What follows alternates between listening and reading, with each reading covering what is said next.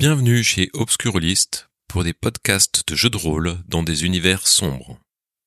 Nous allons jouer le scénario original Un dernier espoir pour Dune. Shadowcat incarnera Alia Tessifa. Fab sera Kamar Tessifa. Et Yarian interprétera Imar Shaoul. Bonne écoute d'Un dernier espoir, épisode 1.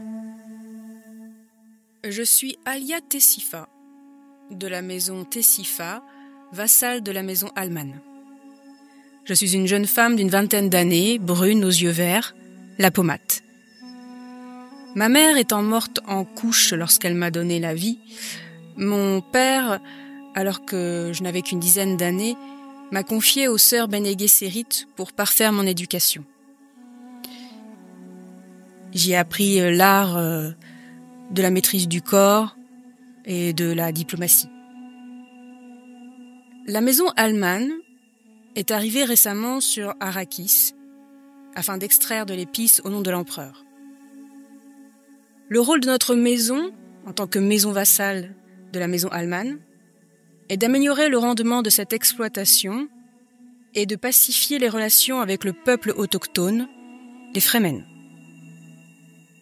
Je poursuis régulièrement ma formation Bene Gesserit en suivant les conseils et ordonnances de l'ordre, mais j'œuvre également pour ma propre maison, mais toujours en lien avec les sœurs Bene Gesserit. Récemment, notre planétologue, Hamid, a découvert que certains endroits d'Arrakis étaient propices à la création d'oasis, comme il devait en exister dans le passé de la planète. Un important moyen devrait être mis en œuvre pour réussir à recréer ces îlots de verdure, mais cette perspective est enthousiasmante. J'y vois un moyen de faire la paix avec les tribus Fremen locales, et ainsi faire grandir l'influence de la maison Tessifa.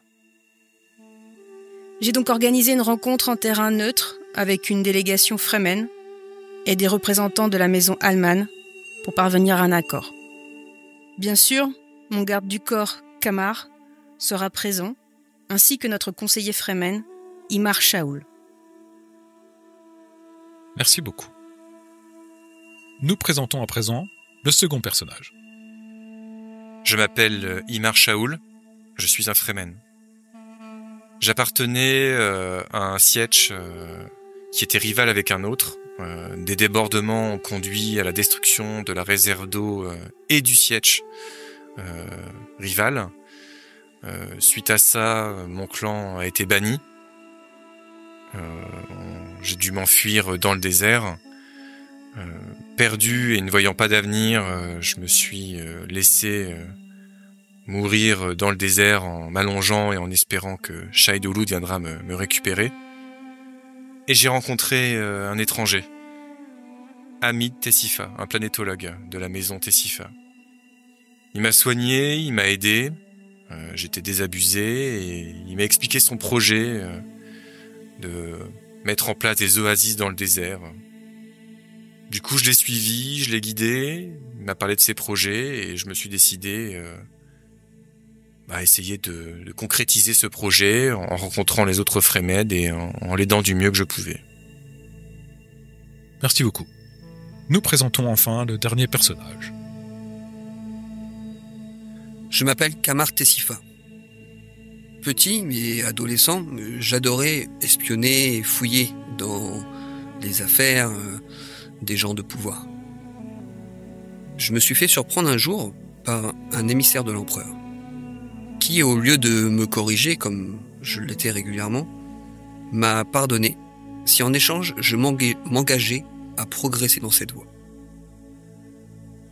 Devenu un jeune homme, j'ai suivi l'école militaire, je suis devenu un soldat, fidèle et entraîné. L'émissaire m'a recontacté par la suite pour me demander de travailler pour l'empereur. Je suis pris maintenant entre deux allégeances, celle pour la maison, Tessifa, et celle également pour l'empereur. Je n'ai pas eu à choisir jusqu'à maintenant. Je suis le garde du corps de l'héritière de la maison Tessifa. Et en même temps, je fais attention à ce que la production de l'épice suive les désirs de l'empereur. Je suis donc le garde du corps de l'héritière de la maison Tessifa. Je suis sur Arrakis et je la suis lors de ses nombreuses rencontres grâce à ma discrétion que j'ai depuis toujours et mes qualités de combat. Merci beaucoup. Le soleil frappe impitoyablement la vitre de l'ornithoptère, tandis que vous survolez l'immense étendue désertique. Sous vos yeux s'étend un océan de sable, le vaste désert qui recouvre entièrement la planète. Une brume de chaleur affleure la crête de chaque dune, témoin de l'atmosphère étouffante qui règne ici-bas. Vous êtes 4, avec le pilote dans la carlingue de l'appareil. Moi, en tant que conseiller, déjà, j'ai regardé les distilles de tout le monde, puisque l'adage Fremen, c'est si quelqu'un porte mal le distil, il faut le tuer. Gaspille l'eau, gaspille l'humidité, donc je me suis assuré que tout le monde portait correctement le distil, les filtres, le capuchon, le masque, tout correctement. Je suis certainement calme et attentif. Aujourd'hui, Alia Tessifa, héritière de la maison Tessifa, a organisé une rencontre avec des émissaires de votre maison suzeraine et des Fremen. La paix est en jeu, et avec elle l'avenir politique de la planète. Une proposition audacieuse, une rencontre périlleuse. Vous savez que la maison Altman a reçu en charge de l'empereur l'exploitation de l'épice sur Arrakis, et que votre maison, la maison Tessifa, vassale de la maison Altman, a hérité d'une partie en fait de la planète et de s'occuper du rendement d'épices de cette partie-là. Parce que la planète est grande et la maison Altman ne pouvait pas s'occuper de toute la planète. Vous savez aussi que non loin des champs exploités, il y a des hommes des sables qui se sont ouvertement opposés à ces moissonnages trop intensifs. Et vous savez enfin qu'il y a des factions rivales ou même des contrebandiers qui des fois vont dérober l'épice sur vos champs. Et enfin, Hamid, le planétologue de votre maison, mène des recherches afin de faire renaître des oasis perdues. Alors que se dessine un affleurement rocheux, le lieu de la rencontre, le moteur crachote et une fumée sort de l'ornithoptère. Vous êtes pris dans des secousses. Pendant que le pilote essaye de se poser en urgence, vous êtes projeté contre les parois alors que l'engin glisse dans un crissement aigu sur cette mer de stable. Vêtu de vos distilles, vous attendez la suite avec appréhension. L'appareil finit par se poser. La sueur qui coule sur votre peau sera recyclée et vous rappelle combien l'eau est précieuse ici. Il vous reste enfin, en effet, du chemin à parcourir jusqu'au canyon. Vous êtes donc échoué sur le sable avec votre ornithoptère dont la fumée noire sort. Un peu plus loin, vous apercevez le canyon vers lequel vous devez vous diriger pour la rencontre. Il fait jour, du coup? Oui, il fait jour. D'accord. Tout de suite, je vérifie l'état de santé de Alia. Bon, tu t'assures qu'en fait, tu t'aperçois en fait qu'elle va bien, elle a juste réussi à se raccrocher à la paroi. Un choc. Juste un choc, peut-être juste un choc. sur les épaules ou ça, mais rien de grave. Je fais tout le monde dehors, on s'en va. Un verre va arriver. Ok. D'accord.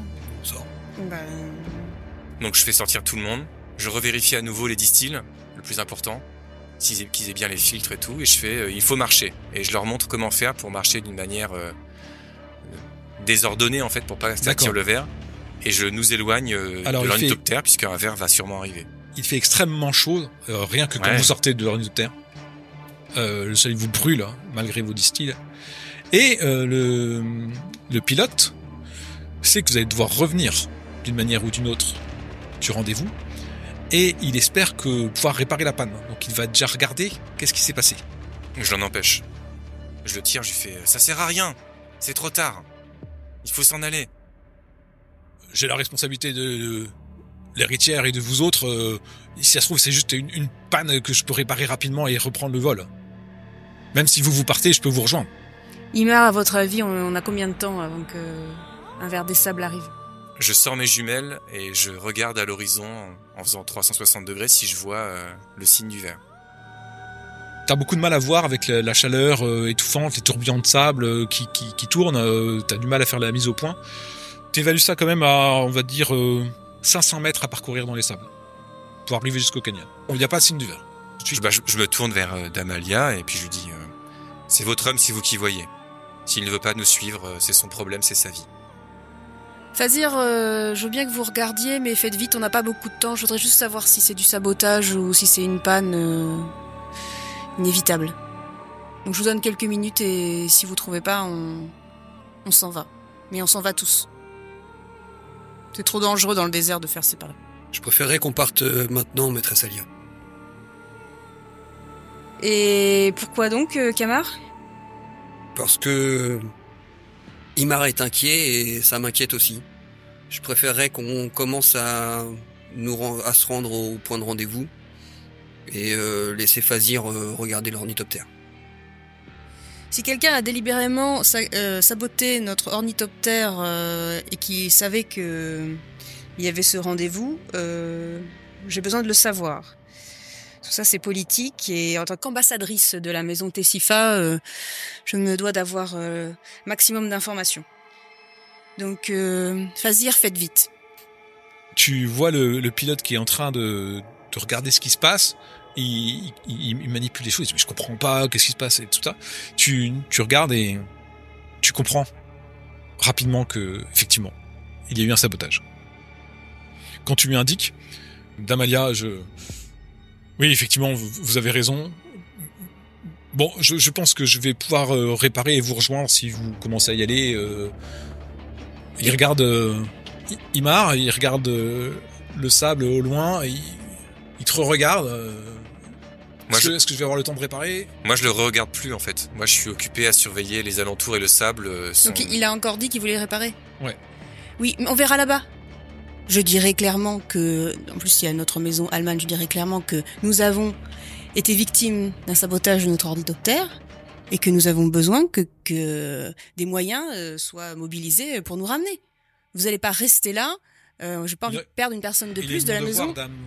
Tessifa. Que je reste pour essayer de réparer l'ornithoptère parce que je pense que c'est possible et surtout pour éviter qu'il soit dépecé par d'éventuels contrebandiers qui pourraient... Et justement, si vous le réparez et que vous nous rejoignez, ça sera tout bénéfique pour ceux qui vont venir le récupérer. Je le répare et je vous rejoins en ornithoptère pour pouvoir repartir de là-bas une fois la réunion terminée. Écoutez-moi bien, Fazir. N'échouez pas. J'espère pour vous que vous réussirez à réparer cet ornithoptère au plus vite. N'oubliez pas pour quelle maison vous travaillez. De toute façon, madame, je n'échouerai pas. Sinon, je périrai. Et puis, il commence à s'atteler, à essayer de réparer l'ornithoptère. Pendant ce temps-là, toi, Imar, tu regardais un peu partout s'il y avait des dangers, des signes du ver. Pour l'instant, je n'en vois pas. Et Kamar, je pense aussi que tu es à l'affût. Oui, je regarde aussi autour de moi. Maintenant que je sais ça a été saboté, je m'attends à moitié à ce qu'un autre ornithoptère débarque pour finir le travail. Donc, je regarde autour. Après, on se hâte. Moi, je suis Imar. Je pense que j'observe bien sa façon de marcher parce qu'il nous a expliqué qu'il fallait un peu danser. Alors, tu anticipes tout ça. Effectivement, devant vous, il y a des dunes, du sable ocre, le vent qui souffle sa poussière jusque dans vos poumons, remontant dans votre chèche. Vous vous apprêtez à avancer jusqu'au canyon rocheux qui se dresse devant vous, priant pour qu'aucun faiseur ne vous détecte.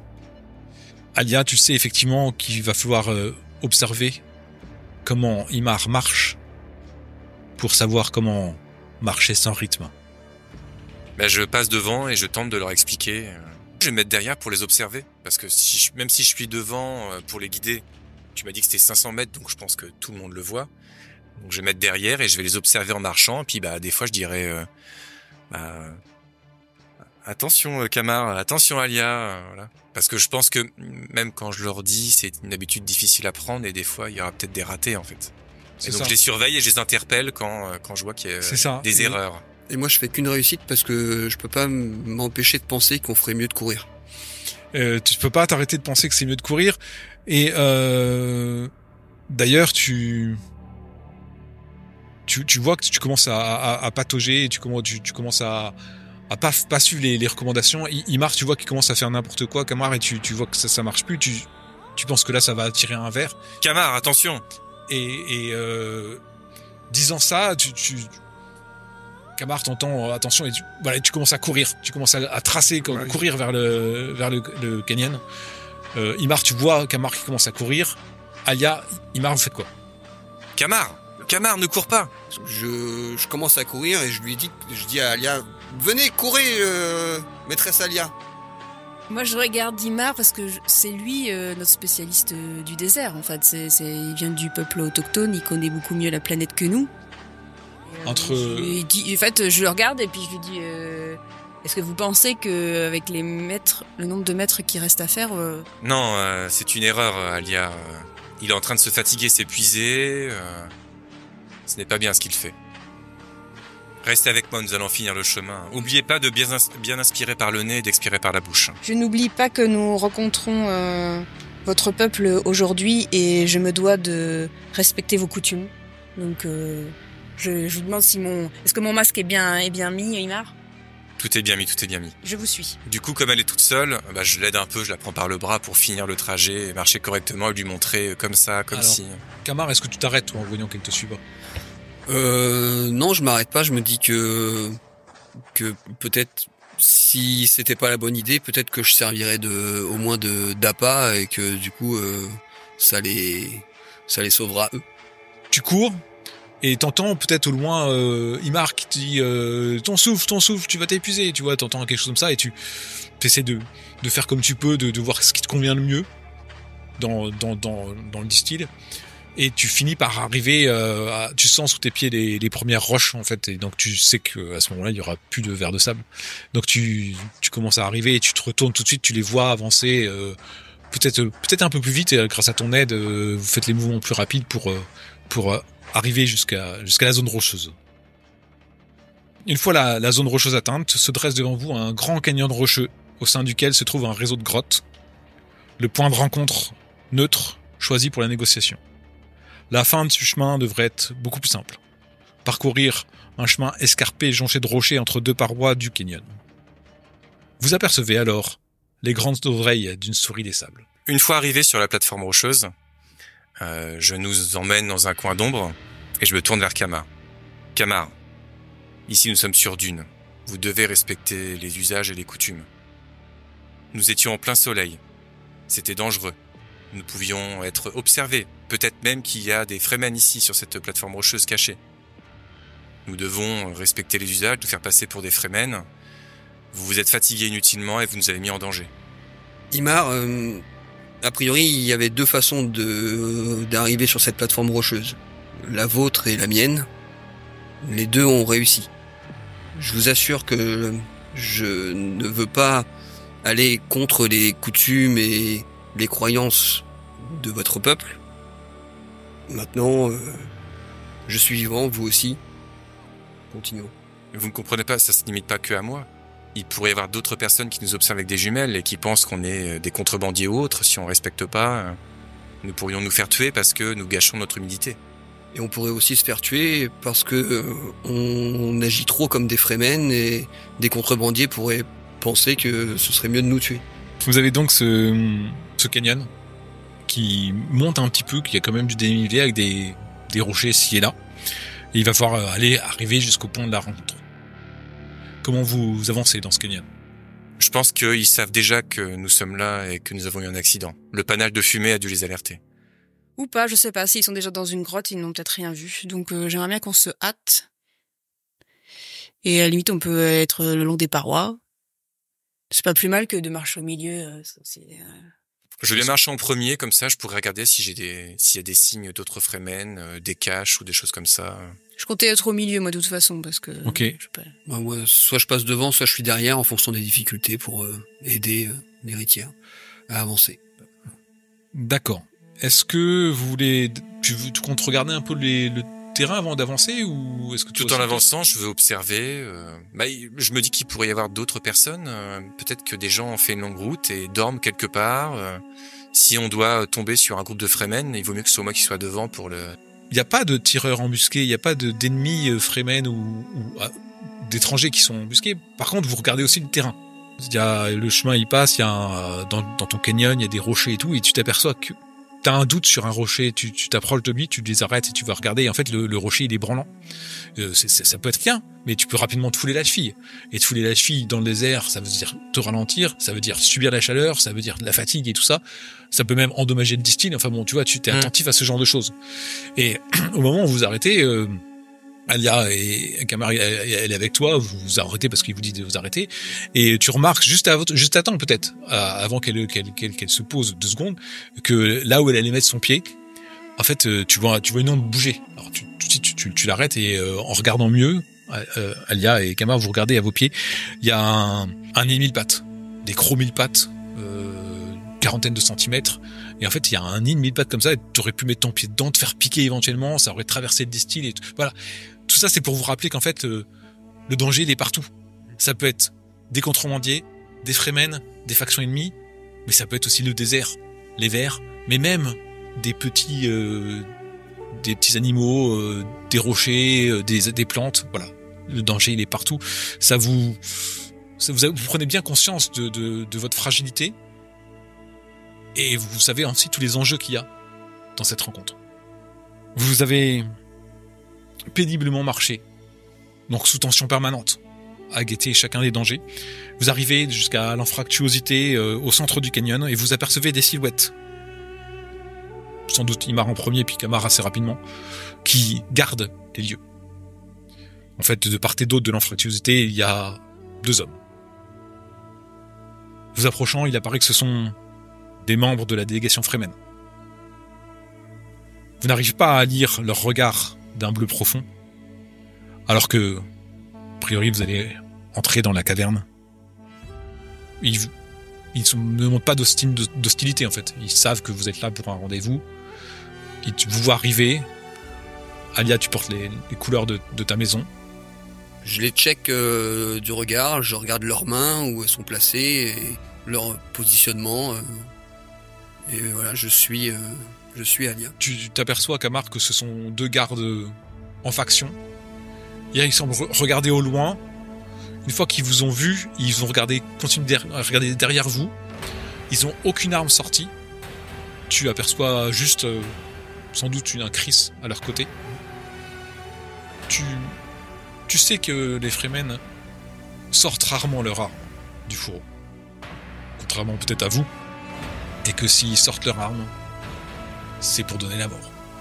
Alors qu'on approche du lieu de rendez-vous et que je vois les Fremen, avec leur regard bleu perçant, je me rapproche d'Imar et je lui demande est-ce qu'il y a une formule particulière de souhaiter, de se saluer chez les Fremen? Il y a quelques formules de politesse et je t'explique ces formules que tu pourras répéter. Les chefs Fremen s'appellent les naïbs. D'accord.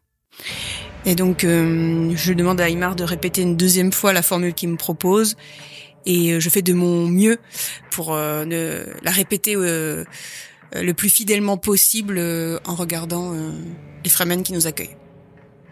Les gardes entendent.